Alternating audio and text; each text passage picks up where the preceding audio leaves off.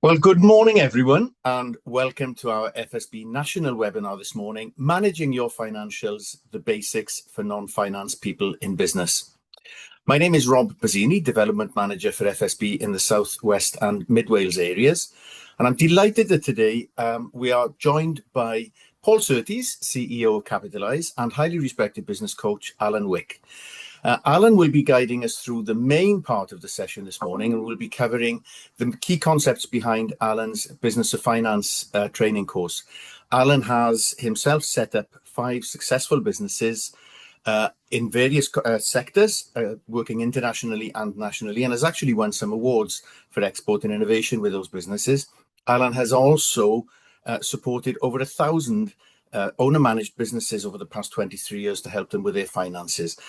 Paul will be some extensive financial experience across accessing funding, and Paul will be touching on what's going on in the economy today, things like credit scores and actually accessing funding. So thank you both for your time today and for sharing your expertise. I know we've got a great session in store. Thank you all for attending today. Usually at the start of a session like this, I say a few words about the importance of the subject matter, the rationale for the session. I think the importance of the subject matter today really speaks for itself. The better we understand and manage our financials, the more likely we are to succeed in business. In a moment, we'll get straight into the session. Just before we do, a few points to highlight. You'll notice that at the bottom of your screen, you've got the Q&A function. You may need to go to the More button, and then you'll see Q&A. Please do ask any questions that you have for us today. We try and answer as many as we can. We've had a lot of questions submitted already. Some more will come in today. We may not be able to answer all of the questions, but we'll certainly try and cover as many of the themes that you ask about as we can today. Today's session will be recorded and will shortly be available on the on-demand page of FSB's website. You may want to watch the session again or indeed suggest to somebody else that they may benefit from watching. Lastly, if you aren't a member of FSB yet, we'd love the opportunity to speak with you to see how FSB can help your business. We know that FSB can help you survive and grow in all sorts of different ways. If you would like to find out more about that, then please do drop a line to our team or visit our FSB website on www.fsb.org.uk. Apologies if I was a bit distracted and somebody started sawing or drilling next door to me. So apologies if I was a little distracted. I did say that we were going to get straight into the session, so I hope it's okay if, without further ado, I hand over to Alan Wick. Alan, over to you. Well, thank you very much indeed for that kind introduction, Rob. And we're going to dive straight into it, as Rob was saying. And the purpose of today's session is that I'd like to give you a really clear understanding in plain language of the financial essentials of business and how to use them, profit and loss, balance sheet and cash flow forecasts in plain English. I'd like you to learn how to spot financial warning signs in business early and how to avoid the traps that cause businesses to fail.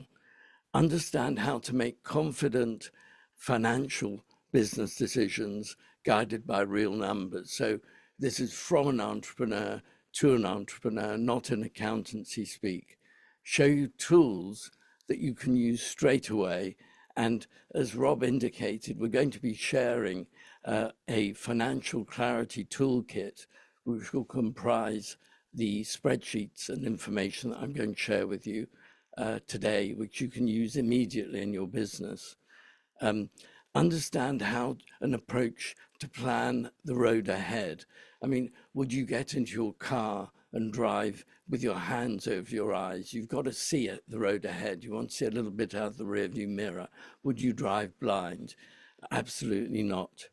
And above all, to increase your confidence to discuss the finances of your business. And as Rob has just indicated, what I'm sharing you this morning is part of an online self-paced training course.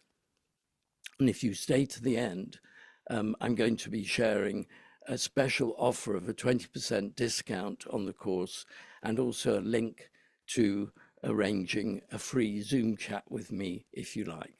So that's what we're going to be covering. And let's start. So we're going to start with understanding the story of Faith the florist. Now, Faith the florist worked in a florist shop for several years, and she gained a lot of experience as an employee, a very talented florist, and decides one day, I've had enough of being a florist in somebody else's shop. I want to start my own business. And what we're going to be doing is imagining that we're following the story of Faith the florist as she sets up her own business. She leaves the florist shop. She has savings that she builds up over a period of time, and she starts a florist shop. And by following her story of setup through her first few months of trading, I hope to bring the numbers alive. Okay, let's go to this.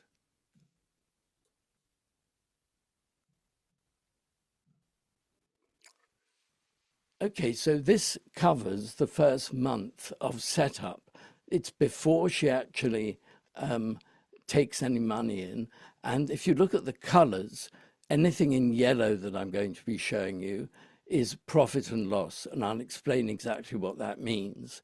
Anything in blue is balance sheet.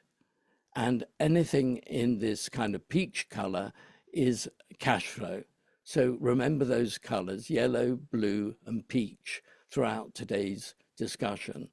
So Faith is a very ambitious entrepreneur, and she decides to start the company with several different revenue streams. So she's going to have design fees of designing floral arrangements for homes and offices, which will be invoiced, and that will be paid after 60 days.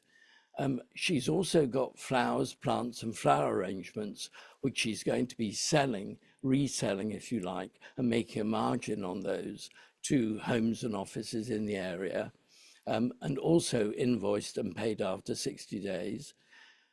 She has a shop, so she's going to be doing flowers, plants, and flower arrangements paid immediately over the counter.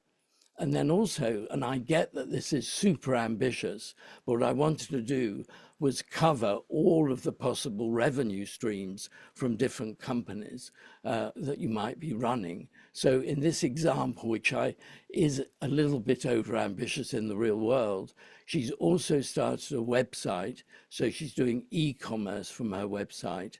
And finally, she's also got an augmented reality bit of software as a service, that she gets paid for immediately. So in the setup month, there's no money coming in.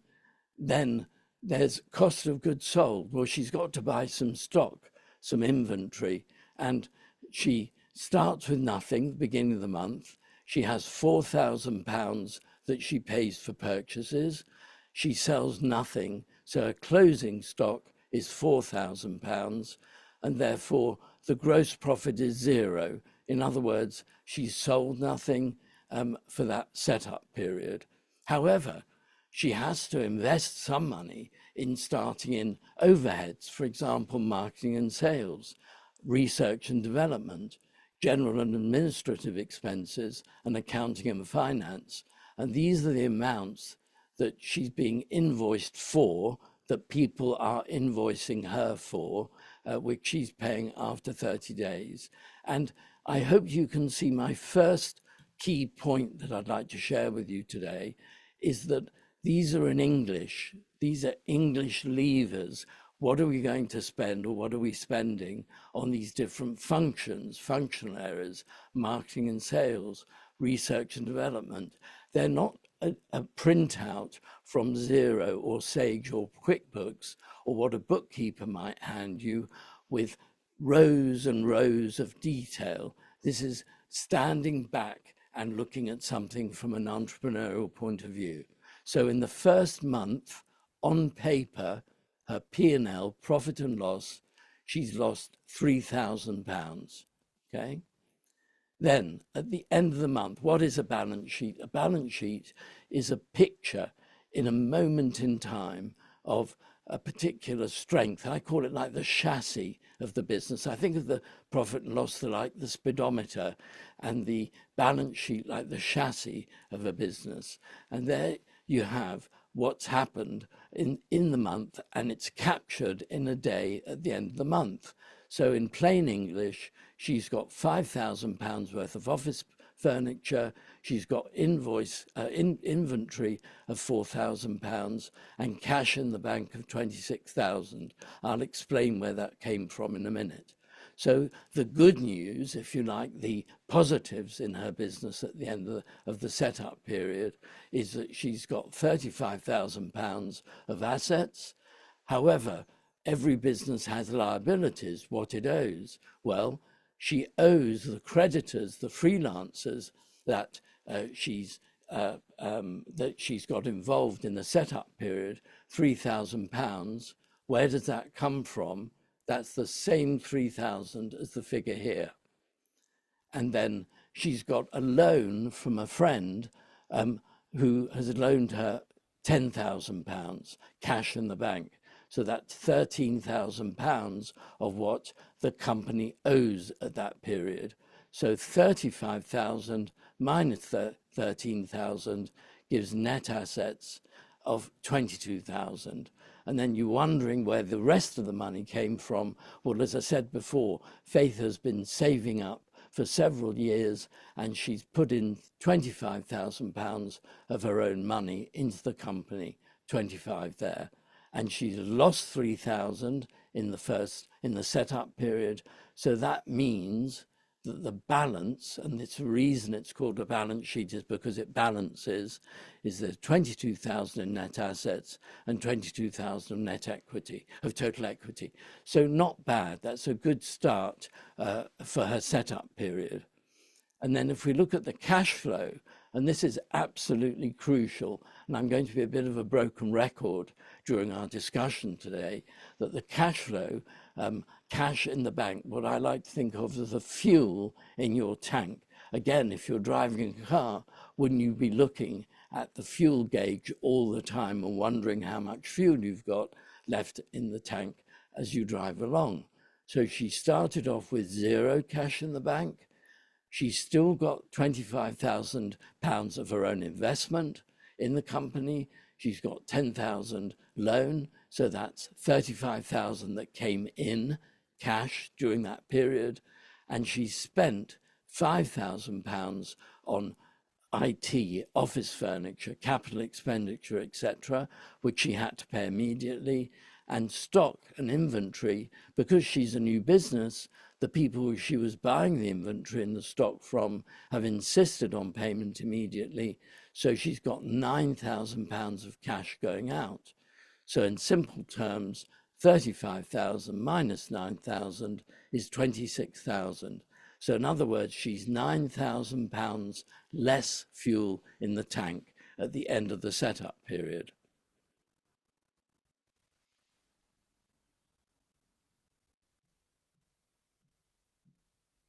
So now let's go to month one. She's opened the doors and she's trading. And you'll see that we're going to be following her story as the months go by. And she has a good first month. She sells £12,500 worth of sales, which are made up of these different revenue streams. There's £6,000, the majority, nearly half of her revenues are coming from floral design fees, which are paid after 60 days, and you can see the rest of the numbers there. So in other words, 12,500 in, and then we look at her gross profit, and gross profit, as opposed to net profit, is simply the difference between the revenues that are charged versus the cost of doing that business. Now, for those of you that have got service businesses, the same thing applies. It would be the sales invoicing going out less the cost of delivery. And that can, of course, include founders, your own time that needs to be taken into account. So that would be cost of goods sold there. And then you can see in the same categories as I explained before, she's thinking, great, things are going well. I'm going to spend £5,200 on these different areas. And so she's made a small profit in her first month of £300. Pretty good. Then we go to the balance sheet, the chassis of the car, and you can see it's got stronger. In other words, she's got sales, she's owed money from her debtors and so on of £9,000. Where did that come from? That's these figures up here, 6 plus 3 equals £9,000.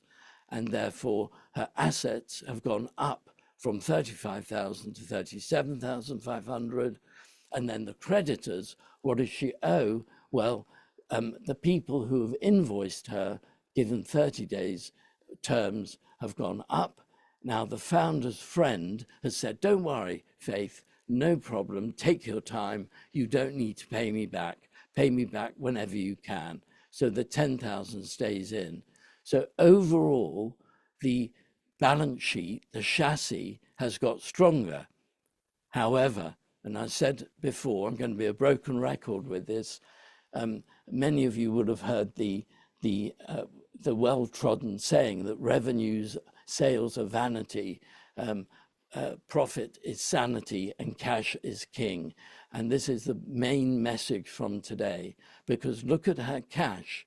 Because she didn't realize that by giving her new clients 60 days to pay their bills, because she wanted to get her company off the ground, and she was worried that if she gave shorter payment terms, she wouldn't be able to get business in. So actually, her cash has reduced from 26,000 to 21,000 because the cash has only come in from the elements of her business that were cash as opposed to invoiced.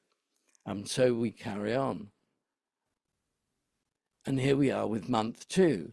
And we can see the story now of Faith the Florist's business beginning to take shape, that sales are going gradually up and up. There's another increase there from 12,500 to just under 20,000. Same thing with the gross profit. And you can see her gross profit percentage has increased slightly.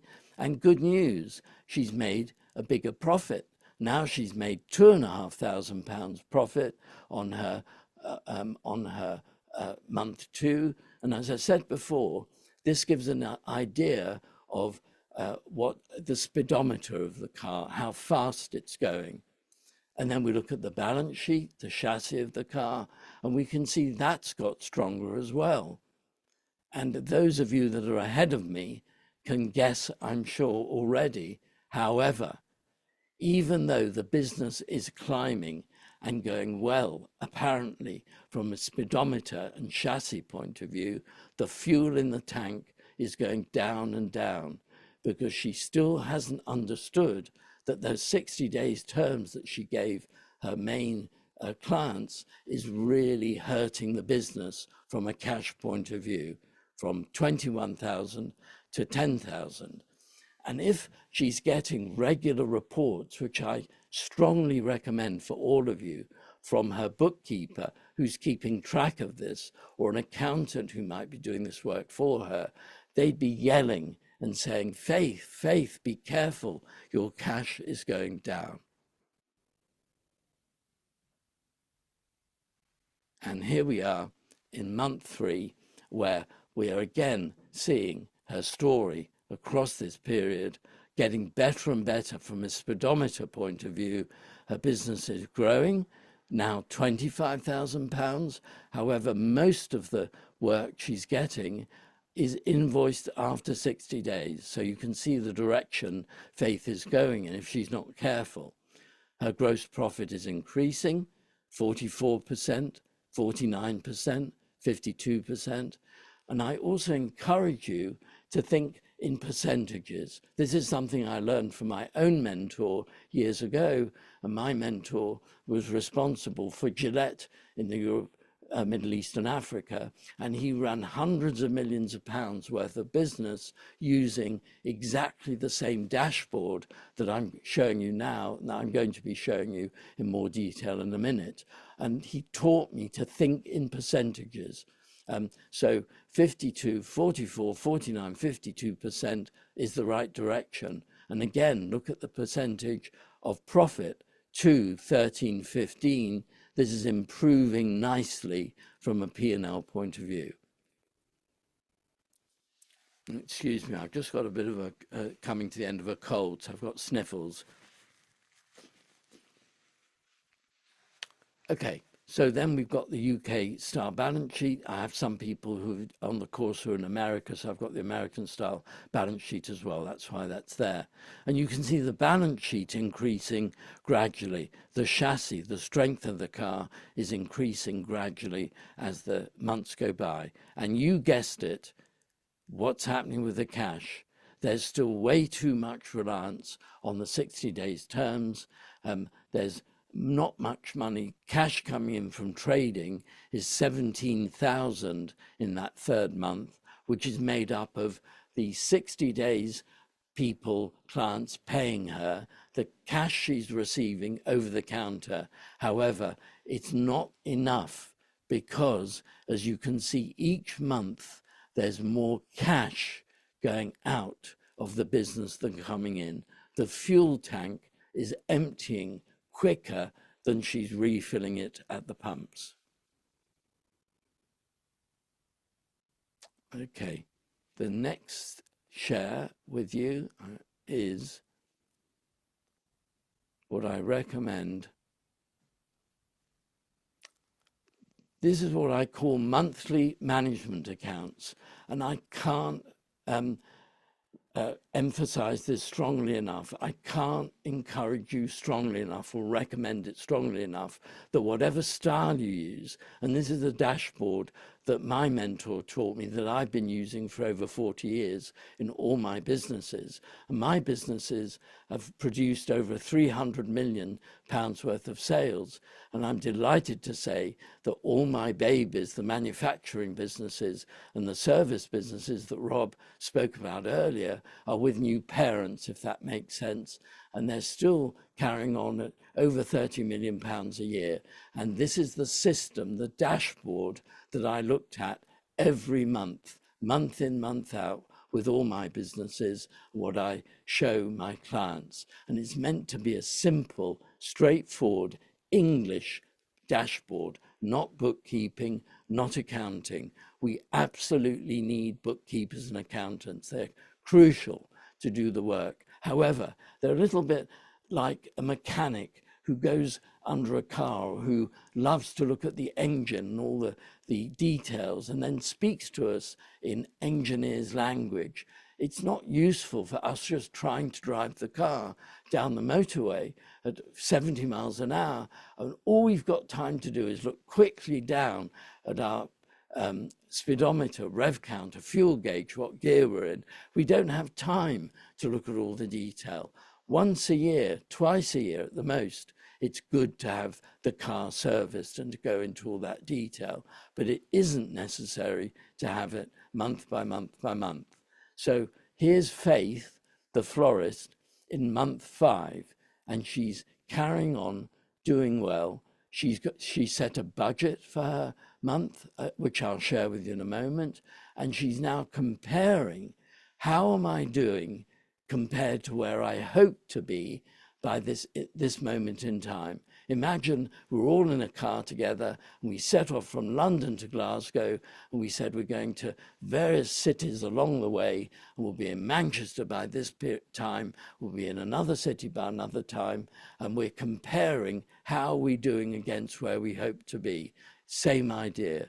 And we can see that although she's doing okay and she made a profit that month, she really budgeted more. She's 35% down from where she hoped she would be. So the point I'm making is, just as we would, we're in the car, there's a puncture, something goes wrong, we see a bump in the road ahead, we would make a correction. We can't make a correction if we're driving blindfold. So this is the reason why having a monthly dashboard is crucial. And then if we look at exactly the same thing year to date, so she's now done 5 months worth of trading. She's done £92,000 of sales. She's against 98 that she budgeted that she would do. So she's a little bit down on where she hoped to be. She's a bit down on her gross profit, and she's 11% down on where she hoped to be profit-wise. So she can look at these and make decisions. And then if we look across at the year, you can then see again, I hope, in plain English, looking across. So how have we done? How have I done, Faith thinks to herself, month 1, month 2, month 3, and across the months as they go by with the totals on the right-hand side. So again, this is something that I encourage you to have done by your bookkeeper or accountant on a regular basis. And there is how her balance sheet looks at the end of 5 months. Pretty good, stronger than when she started, 57,000. Sorry, I'm showing, I beg your pardon. I clicked on the wrong thing. I apologize. So here we go. What the business has in assets, 57,000. Liabilities of 21,000, and her net assets of 36. Why? Because the profit and loss account, the amount of money she's made in the first 5 months is 11,000. So it's improved the balance sheet. And then finally, we go to the simplified cash flow. And this again, I strongly, strongly recommend you have a bookkeeper or accountant do this for you, the fuel tank and what's expected. And in this example, Faith would be able to see that she's running out of money. It's already very low. I was showing you before how the months go by and the cash was reducing. Well, she's now in danger of going into negative. In other words, into an overdraft facility. She doesn't have an overdraft at the bank. So what is she going to do? Well, she's got a few months to think about it. So the whole point of this is to see what's happening. And I don't believe in having a simple single cash flow. I believe it's much better, like a weather forecast, to say the range will be between this and that. And the difference between pessimistic and optimistic are these figures here, which are based on the pipeline. How much business does Faith think is coming in? And then asking her bookkeeper accountant when doing the cash flow to take a view of that pipeline or funnel, some people call it, and either take a very low pessimistic view of it, excuse me, or more of an optimistic view of it. So I think that gives her a range of where her fuel tank will be over the months ahead. So I think that completes it for my part of sharing spreadsheets with you. What I've shown you will be shared by FSB after the webinar. So I think I can hand back to you, Rob.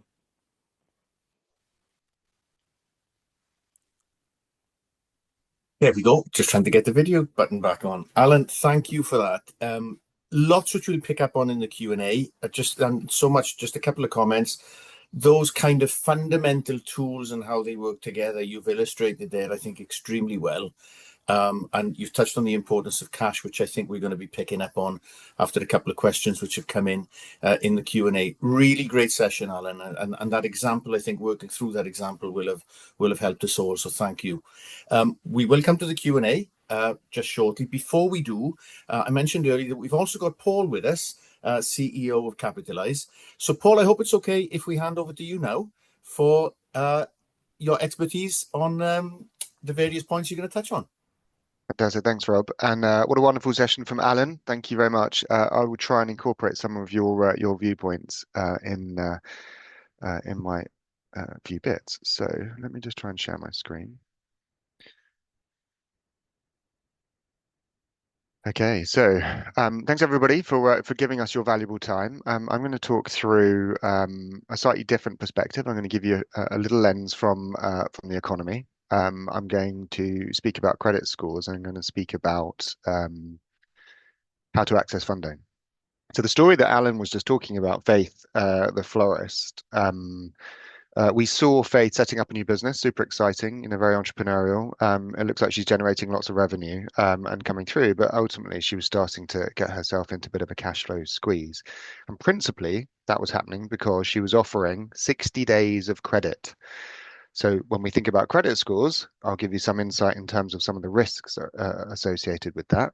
And Alan ended up with the fantastic dual cash flow view, the forward-looking cash flow of kind of gut feel and a pessimistic one. And in the pessimistic one, actually, in 2 months' time, Faith was going to be running into a cash flow squeeze where she didn't have enough money into the business. So either she's got to go and, assuming she's used all of her savings because she had a £10,000 loan from a friends and family, she would need to go and get more money either from a bank or from friends and family. And so that is where we're going to touch on today.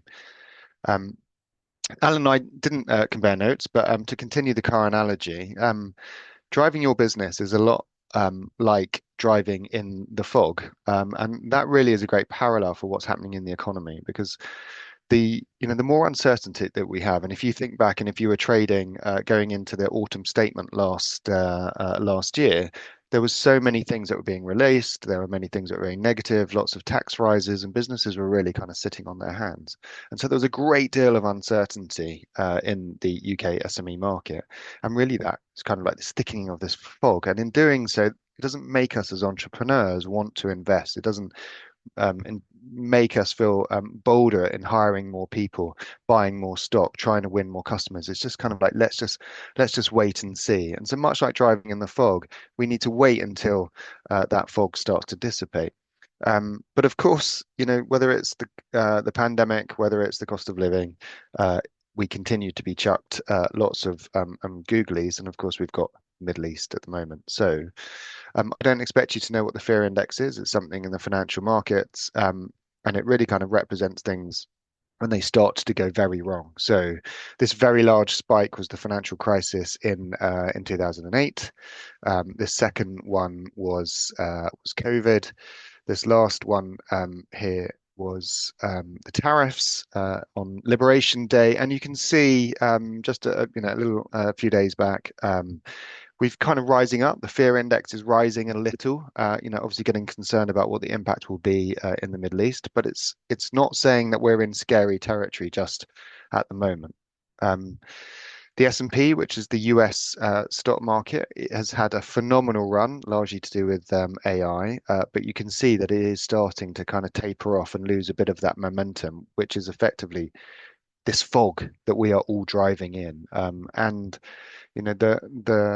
the rationale that starts to pull through that we will all feel here in the UK is that there has never been an oil crisis in the history of man, all the time that we've been burning oil at the rate that we are, and there not be a subsequent recession. So whilst we absolutely do not want a recession, what Alan was talking about, like getting your numbers in, getting the speedometer, knowing how fast you're traveling or how slow you need to travel, having those forward cash flows is absolutely critical because this is the UK gas price a couple of weeks ago. It continues to be super elevated, and as that continues to go on, we'll have higher inflation start to creep back in. What starts to happen with higher inflation? We get cost of living challenges start to manifest. People start to spend less money, and depending on what sector you are, that is consumers starting to respond to the fog. So we need to really bed in, and this is why understanding your financials is so important. And I just want to put this one in for a bit of fun, which is Bitcoin. Everybody was really talking about being, a great safe haven during cost of living, during Ukraine, during all of these things, and it really has lost a lot of momentum and a lot of love. So, risk is really coming off, and that is just reflective of us all feeling the true sentiment in this space. So, why am I maybe speaking passionately about the economy, and how do we translate that as entrepreneurs and business owners here in the UK? Well, One of the things that we do at Capitalise is that we provide small businesses, such as the FSB members, with a credit score. And those credit scores are absolutely fundamental. It's the gateway to being able to access funding from lenders. So think about Faith in 2 months' time. In her pessimistic view, she was going to be running short on funds, on cash, and subsequently she would need to go and get that funding from a third party.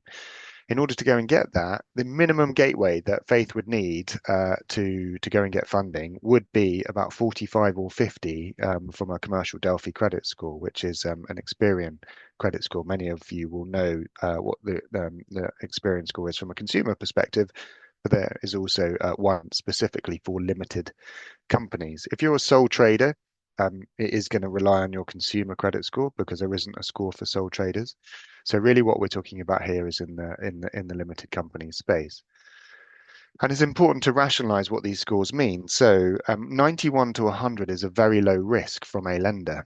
If you were a 91 score, what that is effectively saying to a lender who's looking at your business and all of the factors that lead to what a credit score is, basically says there's an expectation, there's a 9% chance that you will default on a credit payment in the next 12 months. Okay. So if you're down at 51, a below average risk, so below average risk is good, above average risk, 26 to 50 is obviously not good. So if you're at 51, there's a 49% chance that you may be late or have a late payment in a credit environment.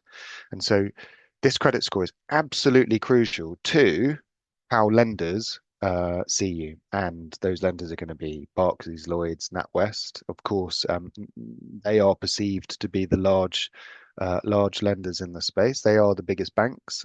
They hold most of our bank accounts. Some of you will have Monzos and Revoluts and similar. But the reality is they're not doing very much lending anymore. The British Business Bank just 2 days ago released its most recent lending report, and those banks are only lending 35% of all loans to SMEs. And there was a question earlier about asset light or not bricks and mortar. Those banks really like lending to businesses with property.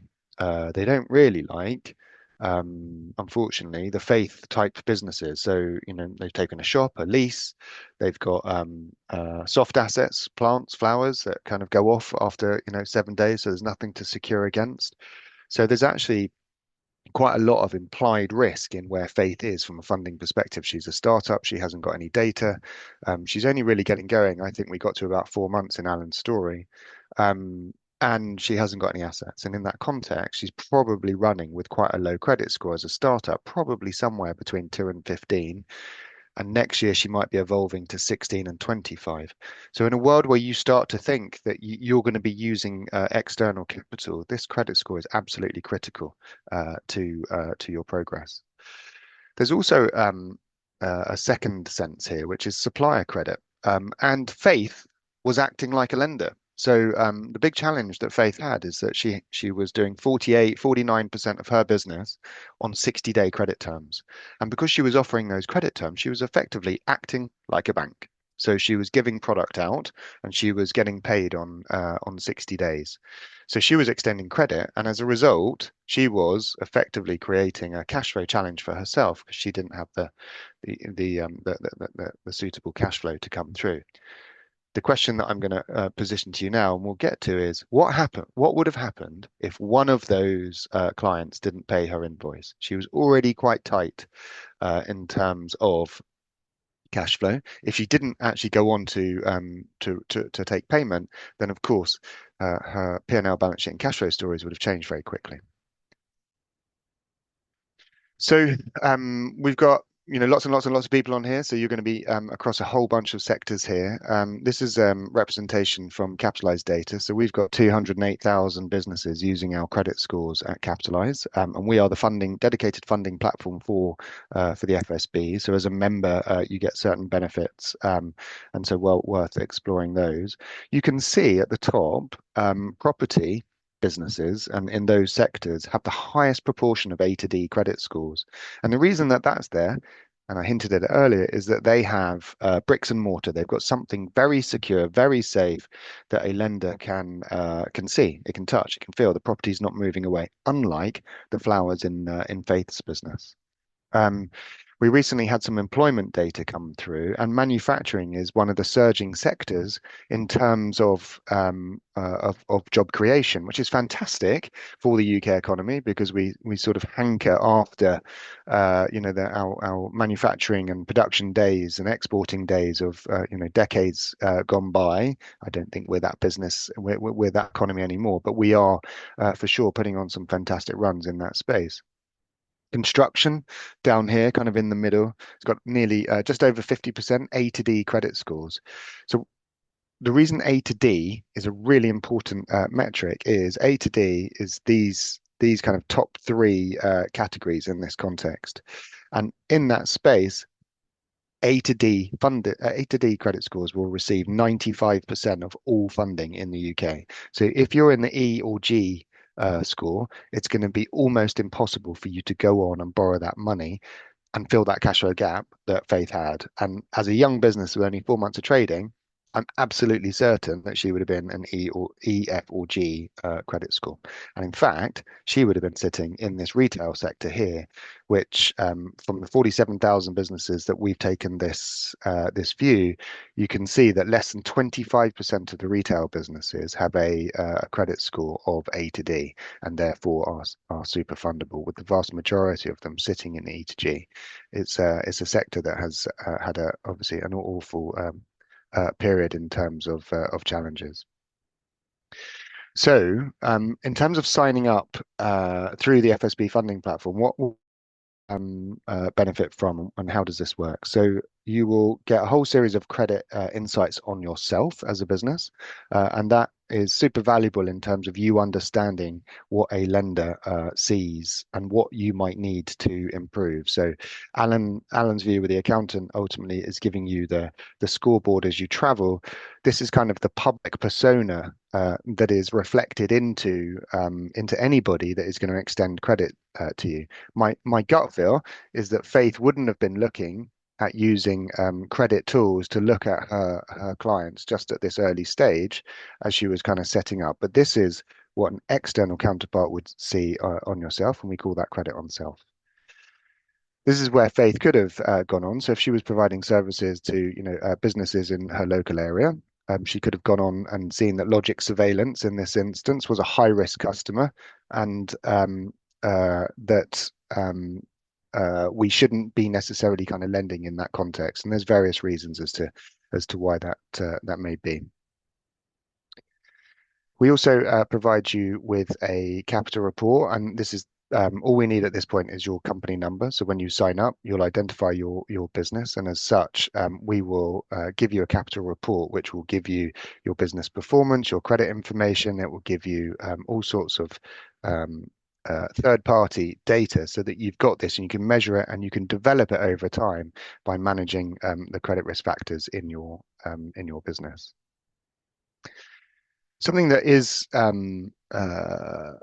super important is if you do manage to find yourself in a pickle, the best advice that I think anybody will give you is to just look at it face on. It's a very natural human response to maybe just stick our head in the sand, leave the letter unopened. This is an example where a business may not have paid one of those invoices that Faith has got. At that point, you can go to a county court and you can lodge a judgment against it and get a CCJ lobbied against that business. And of course, if it's threatening you, and I think of the £12,500, if £6,000 wasn't to be paid in Alan's example, that's going to have a really detrimental impact on your business, and you may want to take that up a notch. But equally, you want to know if anybody is lodging these against you, and you've got 30 days from when this has been lodged to pay it and to get it expunged. If this continues on your credit file, then you will run into a situation where this will be on your file for 6 years, which is an enormous period of time for this negative slot. It is once you get to your first set of accounts, we can actually submit a set of full accounts through to Experian on our platform, and your credit score can be improved 96% of the time. So we are like almost successful every time, and improving the credit score. We also improve the trade credit limit. So if you're buying stock from Travis Perkins or Screwfix or whoever it might be, and you've got a trade limit of £5,000, we can effectively take your trade limit up to £15,000. That's free working capital that we can inject into that business. So think forward to that 2-month period ahead that Alan was talking about. We can get you free cash. And then finally, the funding platform for the FSB is super useful because we have over 130 lenders, ranging from the high tier banks and everything in between, and we can effectively fund every sector as per that kind of credit scene that I showed you, property down to retail, in that context. So I'm just going to end on this last thing. Alan's talked about 3 cash flow statements, okay, P&L, balance sheet, and cash flow. What a lender wants to see is that there are clear bank statements, that there's no bounce payments in there, that they want to see that there's good personal credit of the directors, because if there's poor credit in the background, they may assume that there's going to be poor credit in the business.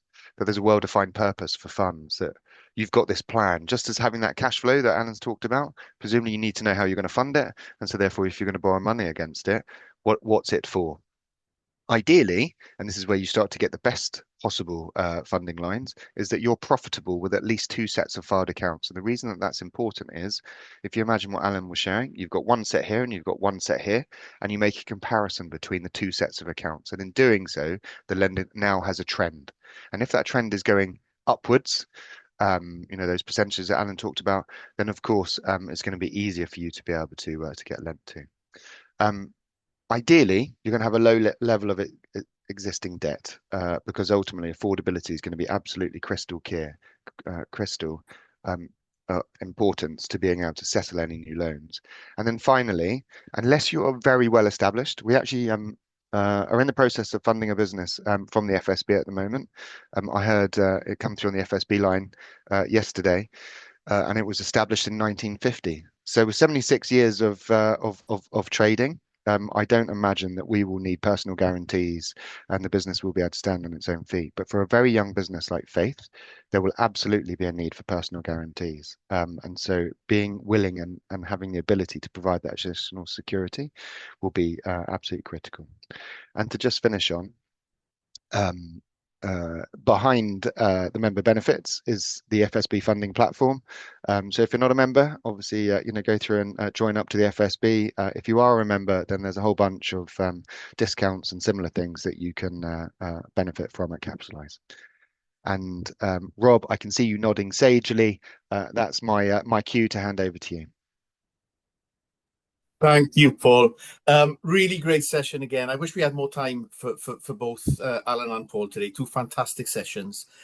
Really appreciate it, and I hope I wasn't nodding and distracting you with my it's all good. Right, we've got a load of questions to get through. I hope it's okay if we try and get through them quite quickly, Paul, Alan. So if I kind of fire a few questions at you, I hope that's okay. Are you both okay to stay on screen, and then people can see you respond? So a couple of questions. At what point should I change to a limited company? There'll be 3 or 4 questions around that. Any quick advice on that? Perhaps you both. Should we both have a go, Paul? Yeah, go on after you. So the biggest benefit of being a limited company, of course, is that you have limited liability. So, sitting in that world, you are protected from a whole bunch of nasties should it rattle itself. So the biggest rationale for me would be to do that earlier rather than sooner. But I'm not an accountant, and there'll be different tax thinkings in both situations. Yeah, I'd echo what Paul said, Rob, that pros and cons. There's the limited liability aspect of protecting. And some of the people that put that question to Q&A, I couldn't quite tell what their business is involved in. But if there's any chance of, God forbid, being sued or something going wrong, that could affect them personally, then that's much more of a type of business that I'd recommend limited company sooner rather than later. And then there's the whole tax implications, which is absolutely up in an accountant's domain to get advice from an accountant on the Yeah. pros and cons from that point of view. Great. So just in terms of accountants, there's been lots of chat coming in and questions before about bookkeepers and accountants. When does somebody need an accountant? And I think Paul or Alan, you answered a question earlier. The whole question came up around how often should an accountant or bookkeeper be providing info? And this comes into how often really any given business needs to monitor its finances. I think it's come through the chat there. The question's answered already.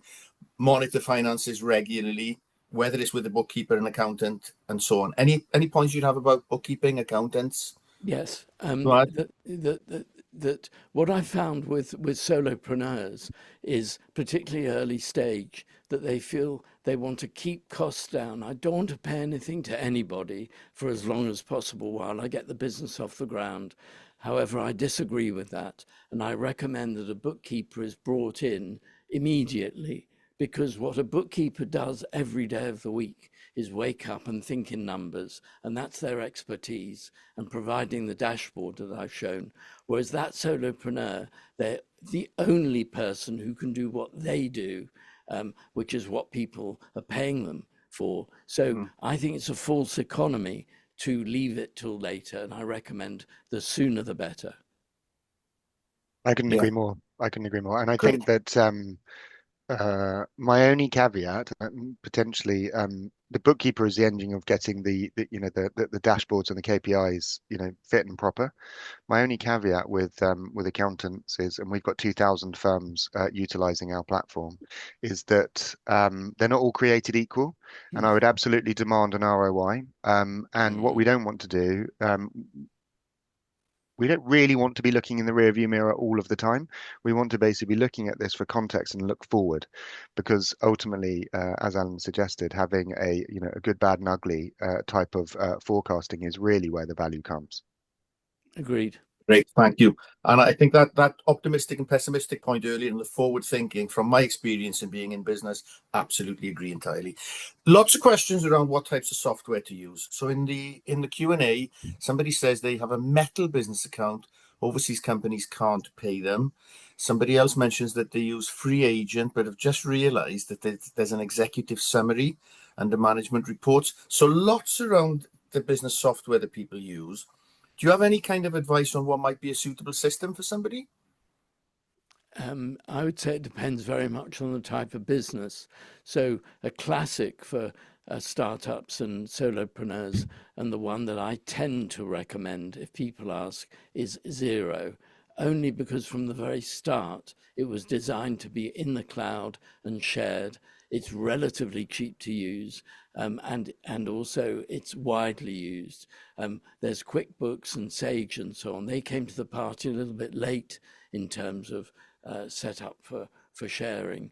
So, and then the second consideration is, it is a service business or is it goods, or a bit of both? Because some of the software is not so good at actual physical goods, stock, etc., and inventory, and others are better. So there's a little bit of flavors to consider as well. Great, thank you. Lots of questions around credit scores. Paul, you've touched on an awful lot with this area. How can a business build a good credit score? And I guess this touches on everything that Alan spoke about as well. But how does a business find out what its credit score actually is? Sure. So let me ask them in order. So there's no cheat code. Okay. There's no hack. Often, we are given, 5 tips to change your life in 4 minutes kind of thing. There is no hack. The reality is that to get a good credit score, you need to build a successful business, and that successful business is one that's financially managed effectively. And that means that your profit is growing, your balance sheet is growing, and the resulting impact of that is hopefully that your cash flow is obviously positive. a lot of it comes down to a balance sheet. And I don't know if Alan has a view, but I would imagine 99% of businesses don't look at their balance sheet. But it's the only thing that actually gets filed at Companies House, right? So people are looking at their bank account. They may occasionally look at their profit and loss, not many looking at cash flow, and most of them literally just won't even look at the balance sheet. But that's the thing, that when they go and speak to their accountant, and once per year, they'll get served up a balance sheet and they'll go, oh, I sort of understand, maybe I don't. I'm going to put my signature on it, and it goes up to Companies House. And what happens? It gets scraped by Dun & Bradstreet, Experian, Credit Safe. It gets represented on platforms like Capitalize and similar, and your credit score is on that basis. So really, the businesses that do really well, and Alan hinted at it about the solopreneurs and having bookkeepers and things, is about good husbandry. And in that context, it is making sure that you've got monthly management accounts, it's that you're making all your payments on time, because one of the tools and this answers your second one, on capitalize.com, you can get a free credit score. Best thing to do is go through the funding platform at FSB, is your payment performance. There's 1,600 providers in the UK who report back to credit agencies. Think British Gas, Vodafone, Travis, Birkin, Screwfix, anybody that you've got a credit account on, they are reporting your payment performance, and that payment performance contributes to your credit score. And then the final one, your bank data is contributed to credit rating agencies. So ultimately, it's only basic data, but it's turnover, mins, max, averages, defaults, those kind of things, basically get served up to all credit rating agencies in order to give you a credit score. So, what's happening in your bank account is also critical. Got you. Really conscious of time. Time has whizzed by. Just before we start to wrap up, I hope it's okay if I can ask Paul, have you got one tip? If you could only give one piece of advice to somebody looking for business finance, what would that be? And Alan, if there's one key message from what you talked about earlier, what would that be? Paul and Alan? My one tip for looking for business finance is it's not a bad thing. People who make lots of money use it through a lens of return on investment. So there is a cost to it, but ultimately, price it up relative to what you're investing in and think about it in the future. So it will be a vital part of your business. If you need it yesterday, that is not a good time to go and raise money. Got you. Thank you. And Alan? Yeah, if there was one piece of advice? Yeah, sure. It's back to that cash point. And I just come back to this car analogy. We wouldn't drive blind. We'd be mad if all the windows were all taped up or we had a blindfold on. Nobody in their right mind would do it. And yet, so many people I meet, so many business owners can't see the road ahead, which is cash, cash, cash, cash, seeing where there may be possible bumps in the road ahead, having advance warning. To Paul's point, the worst case is where there's that sudden realization, last minute panic mode, going out, trying to get finance, worst time. Better to know in advance, see the road ahead. Sound advice. Thank you. Apologies to those of you whose questions we haven't managed to answer. If something is burning, please drop us a line after the session. Well, thank you both for two fantastic presentations today, really useful. Thank you everyone for attending today. If you did find today useful, please consider leaving us a review on Trustpilot. There's a link in the Q&A there. Really practical session. Just before we close, I just encourage you all to have a look at what FSB events are taking place virtually and up and down the country in person. We've got some fantastic events going on, so please do have a look at our events page on our FSB website. We'd love to see you at future events. In terms of FSB membership, Paul, you talked about FSB funding platform, which is a fantastic resource. If you are a member, don't forget that you've got your 24/7 legal helpline. You've got covered if you call for jury service. You've got 1,500 plus templates online. You've got the debt recovery supports, which are there if you need to. So please do, if you're an FSB member, please do make sure you take advantage of everything you can be. If you're not a member, again, we're very happy to have a chat with you. Leila Beth, can I just check that we are putting into the Q&A the QR codes that we talked about earlier, please? That would be great if we can. Well, listen, everyone, we're just about on the 1 hour slot, so we do need to wrap up. Thank you all again for attending, and Paul, Alan, thanks for the fantastic session. Look forward to seeing you at future events. Until then, best wishes to you and your businesses. Bye, everyone.